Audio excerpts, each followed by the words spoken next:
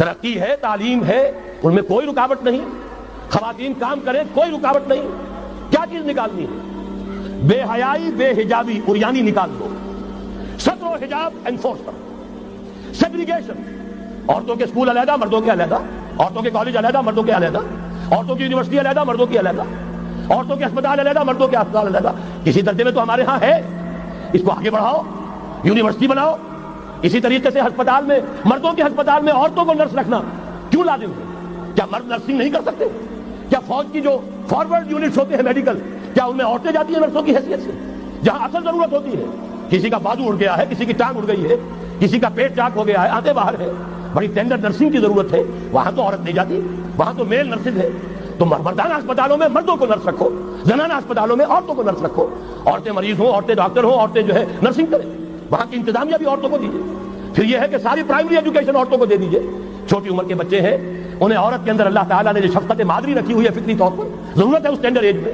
تو ارادہ اگر ہو جائے تو ہر کام ہو سکتا ہے. ارادہ چاہیے. یہ کہ بے ستری، بے حجابی، عریانی، فحاشی کا خاتمہ کرو. نمبر 2، شراب اور منشیات کا خاتمہ کرو. اس کے لیے آئرن ہینڈ بلکہ آئرن فسٹ کی ضرورت ہے. یہ کر کے دکھایا، ایرانیوں نے کر کے دکھا دیا. ہم سے کہیں زیادہ گرے پڑے تھے، ہم سے کہیں زیادہ یہ خرابیاں ان کے معاشرے میں موجود تھی. کر کے دکھایا کہ نہیں کر کے دکھایا؟ یہ ہو رہا ہے. لہذا یہ کہ یہ کام کیا جائے، اور زنا اور قذف کے جو اصل اللہ تعالیٰ کی طرف سے، اللہ کے رسول کی طرف سے جو سزائیں ہیں اور حدود اور تعزیرات ہیں، ان کو نافذ کیا جائے. یہ 3 چیزیں کر دیجئے، یہی معاشرہ ہوگا.